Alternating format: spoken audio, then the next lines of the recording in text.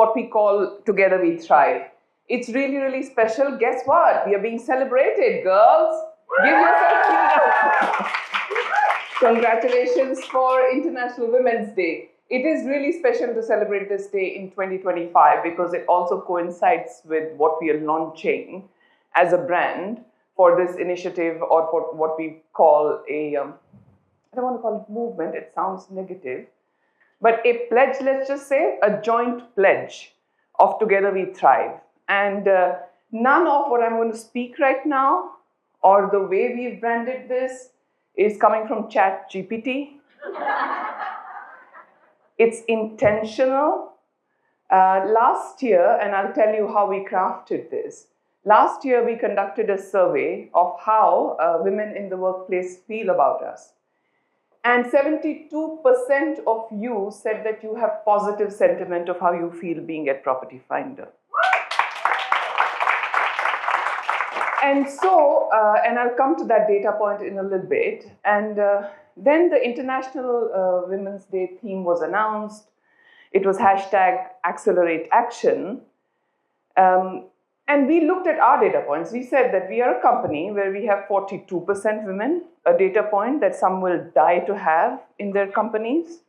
42% deserves another applause. I know you're tired of applauding. Really, when you tell somebody that we have 42% women, their eyes go wide. And then 72% of those 42% say that they have positive sentiment about the company. And then we said that hashtag Accelerate Action for most of the world means increase the numbers. We are already there. And we couldn't have been there without the support of our allies. And who are our allies? They are our male allies in the workplace and in life.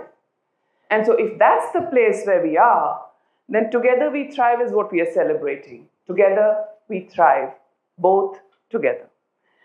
And so coming back to the data point of 72% of you feeling positive sentiment, what you said to us was that you feel that we set ourselves apart because of fair treatment. This is actual data, I'm not making it up. Equal opportunities and strong commitment to talent density. What that means is that we go the extra mile to ensure diverse backgrounds in ethnicities, experiences, and that they are valued and they are visible all across the organization.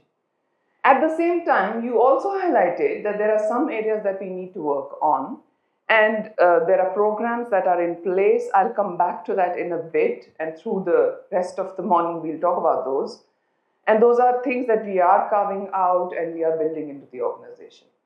Now, with 42% of our workforce being women, we are proud that we are setting this benchmark, but then 42% is not 50%, and we have this curse of seeing the glass half empty and we want to get better, and only 72% of you said that you feel great.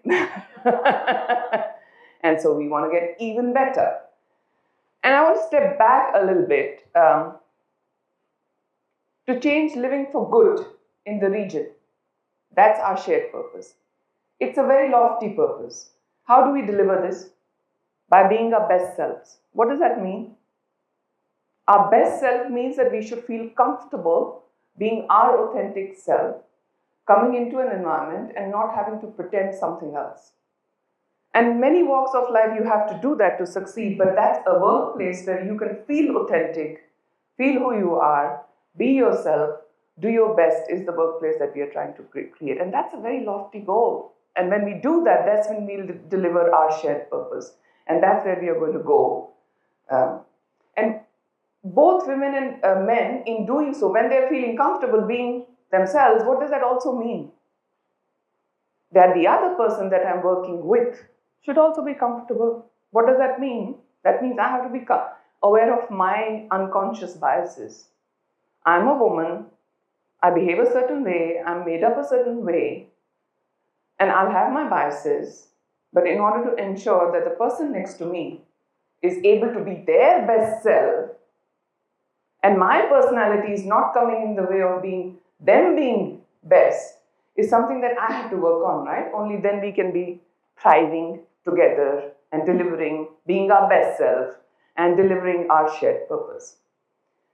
Now, that's what Together We Thrive is all about. I just want us to really step back and think about what I just said, that we have to be our best selves, but we also have to be mindful of our unconscious biases that may be coming in the way of the next person trying to be their best self. And that takes going the extra mile. It's not about me alone.